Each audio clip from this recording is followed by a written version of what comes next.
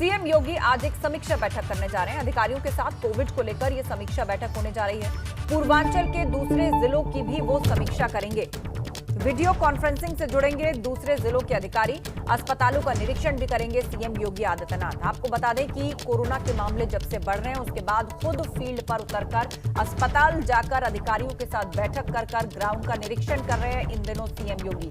और आज गोरखपुर में समीक्षा बैठक करने जा रहे हैं। यहां पर अस्पतालों का भी निरीक्षण करेंगे। इसके अलावा गोरखपुर के जो आसपास के जिले हैं, वहां के अधिकारी भी वीडियो कॉन्फ्रेंसिंग के माध्यम से जुड़ेंगे और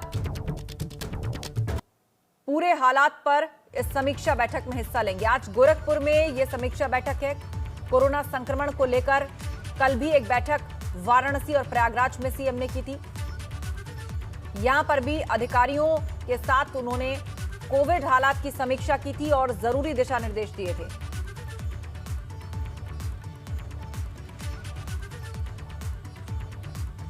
तो आज गोरखपुर में समीक्षा करने जा रहे हैं। वहां के ग्राउंड का जायजा लेंगे। अस्पतालों में क्या इंतजाम है उस पर भी नजर सीएम की रहेगी। सीधे रुख करेंगे। नीरज श्रीवास्तव हमारे साथ जुड़ रहे हैं, हमारे सहयोगी गोरखपुर से। नीरज, आज किन अस्पतालों में जाने का सीएम का कार्यक्रम है या ये कोई औचक निरीक्षण रहने वाला है?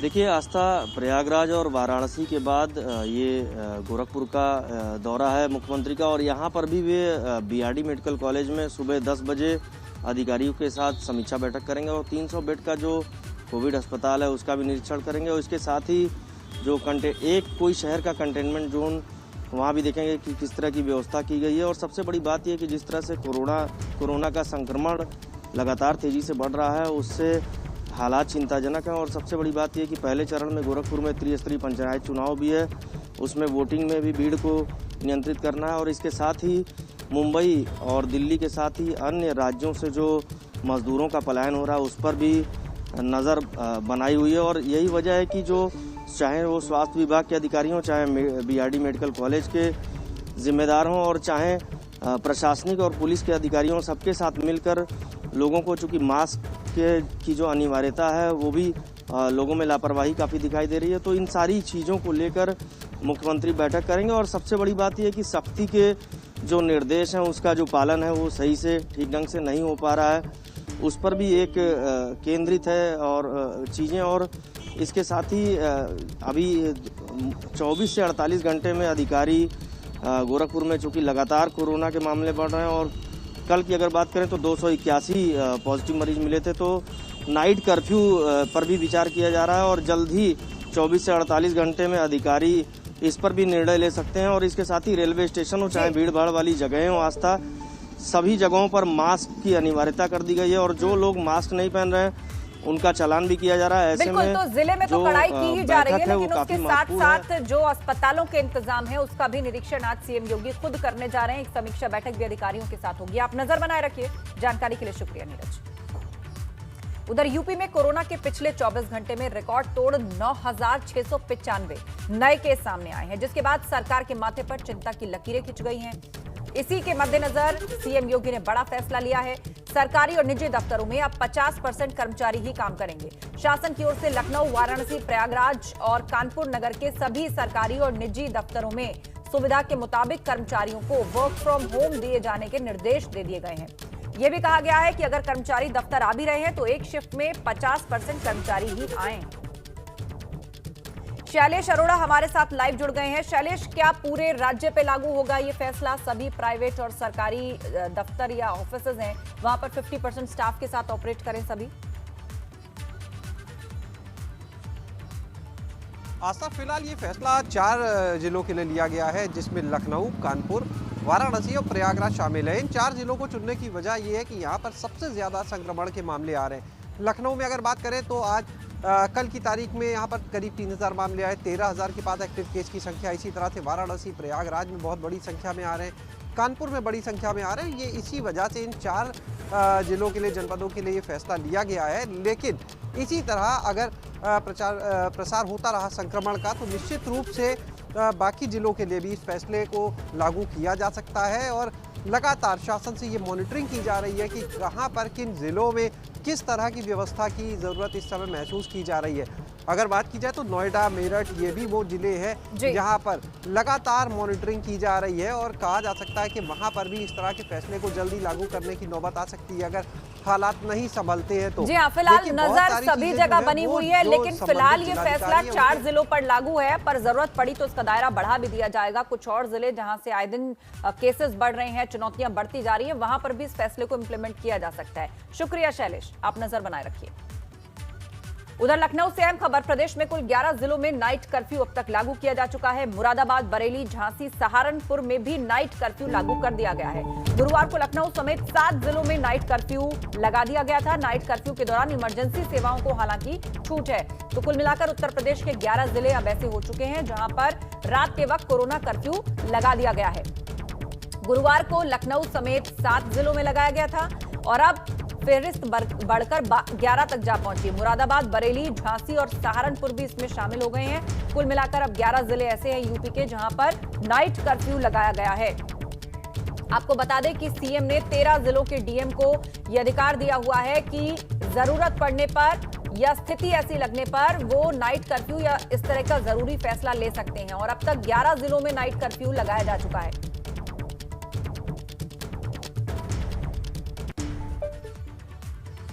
आगे बढ़ते हैं मुरादाबाद से अगली खबर। डीएम राकेश कुमार सिंह भी कोरोना संक्रमित हो गए हैं। हल्का जुकाम होने पर उन्होंने अपनी आरटी-पीसीआर जांच कराई, जिसके बाद उनकी रिपोर्ट पॉजिटिव आई है। डीएम राकेश कुमार सिंह ने खुद को होम आइसोलेट किया है। डीएम की पत्नी की जांच रिपोर्ट कराने पर हालांकि नेगेटिव आई है, लेकिन वो क्योंकि कोरोना से संक्रमित हैं तो घर पर ही आइसोलेट है और साथ ही कॉन्टैक्ट ट्रेसिंग, उनके संपर्क में जो लोग आए हैं उनकी भी अब जांच की जाएगी। तो मुरादाबाद के डीएम राकेश कुमार सिंह वो भी कोरोना संक्रमित हो गए हैं, फिलहाल होम आइसोलेशन में हैं। हल्का जुकाम होने पर, हल्के सिम्टम्स आने पर उन्होंने अपना टेस्ट कराया था, आरटी-पीसीआर जांच हुई और उसके बाद उनकी रिपोर्ट पॉजिटिव आई।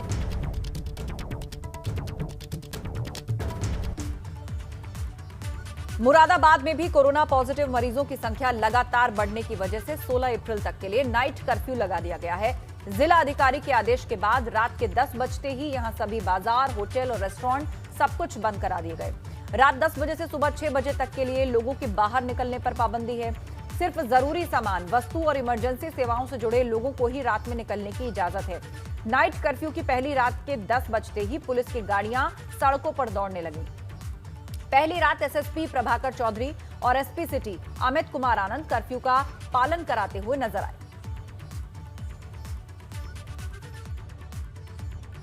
ये कोविड-19 संक्रमण के दृष्टिगत रात्रि के अनावश्यक आवागमन को प्रतिबंधित किया गया है। इसमें पुलिस बल को तैनात किया गया है चेकिंग के लिए। कोई भी अनावश्यक रूप से व्यक्ति न घूम रहा हो उनको हिदायत भी जाएगी। साथ में जो उल्लंघन कर रहा है उनके विरुद्ध चालान की भी कार्रवाई की जा रही है और बैरियर लगा के चेकिंग की जा रही है। लोगों को जागरूक भी किया गया है, अनाउंसमेंट भी किए जा रहे हैं, अपील की जा रही है। जो दिशा निर्देश है कोविड-19 के दृष्टिगत उनका पालन करें, मास्क पहने, 2 गज की दूरी बनाए रखें, सैनिटाइजेशन का प्रयोग करें। हम आप पहुँचे हैं मुरादाबाद के गुरहट्टी इलाके में, जो बिल्कुल घनी आबादी का बाज़ार है। ये बाज़ार गंज भी कहलाता है और आप देख सकते हैं कि तमाम जो मार्केट है वो बंद हो चुका है। 10 बजे के बाद से रात्रि कर्फ्यू जो लगाया है पुलिस ने, वो अब पूरी तरह से लोग पालन कर रहे हैं और तमाम मार्केट जो है वो बंद हुआ है और एक भी आदमी जो है सड़कों पर दिखाई नहीं दे रहा है, क्योंकि पुलिस का जो गश्त है वो सड़कों पर हो रहा है। खुद अधिकारी जो हैं पुलिस के, चाहे वो एसएसपी मुरादाबाद हों प्रभाकर चौधरी, चाहे एसपी सिटी हो, तमाम सड़कों का जायज़ा ले रहे हैं और यही वजह है कि जो लोग हैं वो भी जागरूक हैं। 10 बजने के बाद ही यहाँ पर लोगों ने मार्केट बंद कर दिया और तमाम जो बाज़ार हैं जो 12 बजे तक खुले रहते थे, चाहे होटल हों खाने के या बाकी चीज़ों के ख़रीदारी की दुकानें हों, वो सब देर रात तक खुली रहती थी। लेकिन आज से क्योंकि 16 अप्रैल तक के लिए रात्रि कर्फ्यू लगा दिया गया है, किसी भी तरह के जो एम्प्लॉय हैं जो इमरजेंसी सेवाओं से जुड़े हुए हैं उनके आने जाने पर कोई रोक टोक नहीं है। वो अपना पहचान पत्र दिखाकर अपने ऑफिस या अपने काम पर जा सकते हैं। आज रात से ही ये जो है कर्फ्यू 16 अप्रैल तक के लिए मुरादाबाद के डीएम ने आदेश दिया है कि नाइट कर्फ्यू रहेगा और कोई भी व्यक्ति जो है रात में 10 बजे के बाद सुबह 6 बजे तक बाहर नहीं निकलेगा। ये गल शहीद के बूढ़े का चौराहा इलाका कहलाता है। ये काफ़ी भीड़ भाड़ वाला इलाका माना जाता है। लेकिन अब जो रात का कर्फ्यू लग गया है तो सड़कों पर सन्नाटा आप देख सकते हैं, और जो लोग हैं वो बहुत कम आपको दिखाई देंगे। कोई बहुत ज़रूरी, अगर किसी को दवाई लेने जाना है या किसी ज़रूरी काम से जाना है या कोई यात्री है वो आ रहा है तो उसी को आने दिया जा रहा है। तो इस तरह से हमने आपको दिखाया कि मुरादाबाद के तमाम इलाक़ों में नाइट कर्फ्यू का लोग पालन कर रहे हैं, और पुलिस के जो अधिकारी हैं, जो जवान हैं, वो मुस्तैद हैं। और तमाम इलाक़ों में मुरादाबाद के हमने अपनी पड़ताल में पाया कि जो आज पहला दिन था, जिस तरह से लोगों को पालन करना चाहिए नाइट कर्फ्यू का, वो मुरादाबाद की सड़कों पर होता हुआ हमें नज़र आया। और तो आने वाले दिनों में मुरादाबाद के लोगों को राहत मिल सकती है नाइट कर्फ्यू में भी। शर्त यही है कि लोग मास्क का इस्तेमाल करें और जो गाइडलाइन है उसका अमल करें। कैमरामैन मोहम्मद आलिम के साथ उबैदुर रहमान, एबीपी गंगा, मुरादाबाद। अगली खबर लखनऊ से। जेसी लॉन और बैंक्वेट हॉल को सीज कर दिया गया है। कोविड गाइडलाइंस का उल्लंघन करने पर इस सख्ती की गई है। शिकंजा हसनगंज थाना क्षेत्र में ये कार्रवाई की गई है।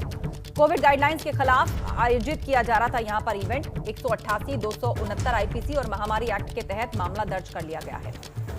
तो कोविड गाइडलाइंस के खिलाफ यहां एक फंक्शन आयोजित किया जा रहा था और इसीलिए इस बैंक्वेट हॉल को सीज कर दिया गया है। फंक्शन को रुकवा दिया गया। जेसी लॉन और बैंक्वेट हॉल लखनऊ का, जिसे सीज कर दिया गया है। प्रशासन को सूचना मिली कि यहां पर एक फंक्शन चल रहा है, उसमें कोविड गाइडलाइंस का उल्लंघन किया जा रहा है। फौरन टीम मौके पर पहुंची और इस बात को सही पाया, जिसके बाद इस बैंक्वेट हॉल को सीज कर दिया गया है। इतना ही नहीं, 188, 269 आईपीसी और महामारी एक्ट के तहत मुकदमा भी दर्ज कर लिया गया। जेसी लॉन और बैंक्वेट हॉल, इसे सीज कर दिया गया। चलिए भाई, ये बिना परमिशन के प्रोग्राम था, आप जाइए अपने अपने घर जाइए। और बड़ी खबर प्रयागराज से। पिछले 24 घंटे में 1419 नए मामले कोरोना के सामने आए हैं। प्रयागराज में लगातार चौथे दिन सामने आए हैं 1000 से ज्यादा केस। पिछले 24 घंटे में 6 कोरोना संक्रमितों की मौत भी प्रयागराज में हुई है। तो प्रयागराज में किस तरह मामले बढ़ रहे हैं? चौथे दिन 1000 से ज्यादा केस सामने आए। 24 घंटे में 6 कोरोना संक्रमितों ने अपनी जान भी गंवाई है प्रयागराज के अंदर।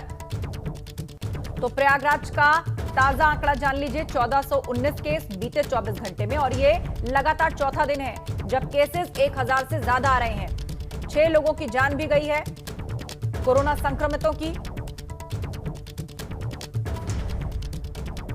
तो प्रयागराज, जहां पर नाइट कर्फ्यू भी लगाया गया है, वहां पिछले 24 घंटे में 1419 नए मामले सामने आए हैं। उधर नोएडा में नाइट कर्फ्यू लागू है। ऐसे में पुलिस सड़कों पर लोगों को नाइट कर्फ्यू की जानकारी दे रही है और चेतावनी भी कि रात 10 बजे के बाद सड़कों पर बेवजह घूमने वालों के खिलाफ सख्त कार्रवाई होगी। पुलिसकर्मी माइक के जरिए बाजारों में घूम घूम कर अनाउंसमेंट कर रहे हैं और कोविड नियमों के पालन की अपील कर रहे हैं। होटल ढाबा बंद कर अपने अपने घर को प्रस्थान करेंगे सभी। कोई भी व्यक्ति 10 बजे के। उधर इटावा में स्टेट बैंक की मेन ब्रांच में 8 कर्मचारी कोरोना पॉजिटिव हो गए, जिसके बाद सीएमओ ने अगले 24 घंटे के लिए बैंक को बंद रखने के आदेश दिए हैं। बैंक मैनेजर ने बताया कि पंचायत चुनाव में चालान फॉर्म जमा करने के दौरान हजारों लोगों की भीड़ यहां उमड़ी, जिसके चलते ऐसे हालात बने। वहीं जिले में कोरोना मरीजों की संख्या बढ़कर 241 हो गई।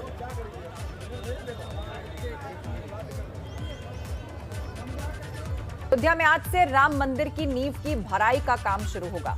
साथ ही आज और कल राम मंदिर निर्माण समिति की एक बैठक भी होगी। समिति के चेयरमैन नृपेंद्र मिश्र मंदिर निर्माण के काम की प्रगति की समीक्षा करेंगे। आज से शुरू होगा राम मंदिर की नींव की भराई का काम। आज और कल राम मंदिर निर्माण समिति की एक बैठक भी होने जा रही है। ऋषि क्या रुख करते हैं, हमारे सहयोगी हमारे साथ जुड़ रहे हैं अयोध्या से। ऋषि, बताइएगा, आज से मंदिर की नींव भराई का काम शुरू हो जाएगा और आज एक अहम बैठक भी होने वाली है। किस तरह की चर्चा और क्या विषय रहेंगे इस बैठक में?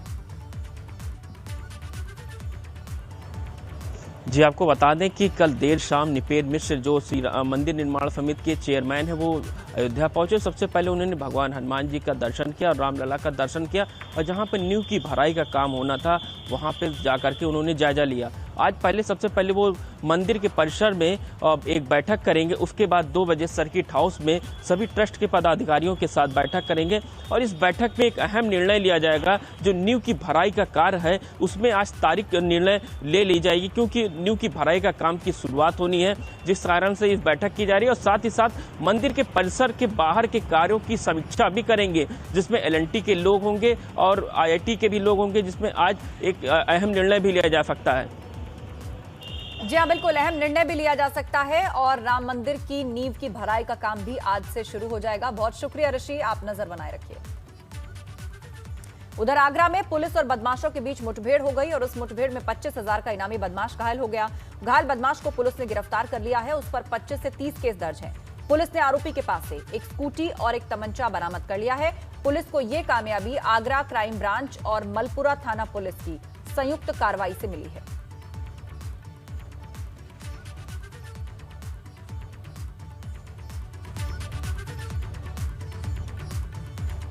ग्रेटर नोएडा के बीटा 2 पुलिस और बदमाशों के बीच मुठभेड़ हो गई। 25,000 के शातिर लुटेरे से बीटा 2 पुलिस की यह मुठभेड़ हुई है, जिसमें बदमाश के पैर में गोली लगी। एक साथ अंधेरे का फायदा उठाकर यह मौके से फरार हो गया। दूसरे शातिर बदमाश को कॉम्बिंग के बाद हालांकि पकड़ लिया गया। शातिर बदमाश किसी घटना को अंजाम देने की फिराक में घूम रहे थे। इन पर लूटपाट के 6 मुकदमे दर्ज हैं।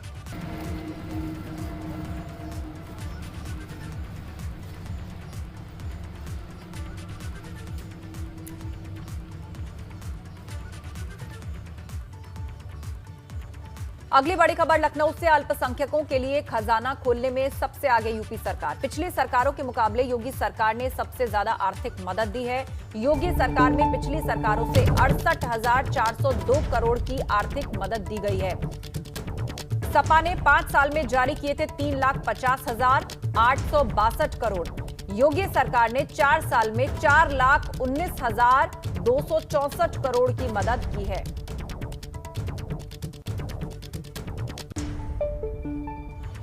और अब बड़ी खबर लखनऊ से। आज सिर्फ मेडिकल कॉलेजेस और जिला अस्पतालों में वैक्सीनेशन होगा। कल से शुरू होने वाले टीके उत्सव के लिए स्वास्थ्य कर्मियों को ट्रेनिंग दी जानी है। ट्रेनिंग की वजह बाकी जगह वैक्सीनेशन नहीं होगा। कल से 6,000 केंद्रों पर टीका उत्सव होगा। 14 अप्रैल तक 8,000 केंद्रों पर टीका उत्सव मनाने की तैयारी है।